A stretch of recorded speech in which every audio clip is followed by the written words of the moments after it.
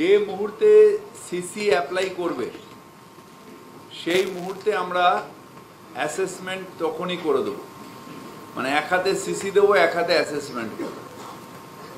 দ্বিতীয়ত হচ্ছে যে ডেভেলপাররা যখন আমাদের দেবে সিসির জন্য তখন লিখে দেবে যে কাকে কাকে আমরা বেচলাম, সাথে সাথে সেগুলো আমরা মিউটেশন করে দেবো।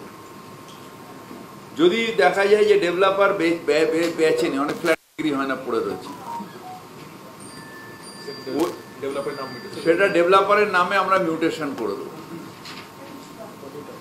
বা যদি ধরুন কেউ পাওয়ার অফ অ্যাটর্নি নিয়ে এলো, ডেভেলপার অনেক সময় মালিকের জমির মালিকের কাছে পাওয়ার অফ অ্যাটর্নি নিয়ে আসে, পাওয়ার অফ অ্যাটর্নি নিয়ে আসলে ডেভেলপারের নামে মিউটেশন করে দেবো। তার দায়িত্ব থাকবে যখন সে ফ্ল্যাট বেচবে তখন সে অ্যাপ্লিকেশন করে নেবে। নাহলে কি হচ্ছে, গরিব মানুষ ধরুন আমার বাড়ি জমি আছে, আমি এটা ডেভেলপারকে দিলাম, ডেভেলপার বেচে দিয়ে চলে গেল, তাদের মিউটেশন হয়ে গেল।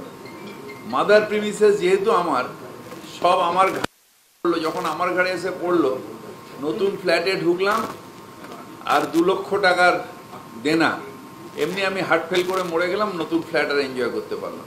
টোটাল 15 নম্বর বোরোতে কত পুকুর ছিল, সেই পুকুরগুলো এক সপ্তাহের মধ্যে অ্যাসেসমেন্ট নাম্বার এবং রেকর্ড আমার টেবিলে হওয়া উচিত। 15 নম্বর বোরো বিশেষ করে কত পুকুর আছে, কন্ডিশন অফ দ্য পুকুর, হোয়াটসঅ্যাপে ছবি তুলে নিয়ে। বোরো এক্সিকিউটিভ শুনছেন? বোরো এক্সিকিউটিভ শুনছেন? হ্যাঁ, 15 নম্বর বোরোর কত ওয়ার্ড ওয়াইজ, রাস্তা ওয়াইজ কত পুকুর কোন রাস্তায় রয়েছে, সেই পুকুরগুলোর কি কন্ডিশন রয়েছে, এরিয়া কত রয়েছে, এবং অ্যাসেসমেন্ট ডিপার্টমেন্ট যাবে গিয়ে ওই এরিয়া মেপে তাদের রেকর্ডে করে দিয়ে প্রিমিসেস নাম্বার সব কটা বসিয়ে দেবে। This has to be done within next week. আজকে শুক্রবার, পরের শুক্রবার আমি আবার যখন টক টু মেয়র করব, যেন আমার টেবিলে ওটা থাকে।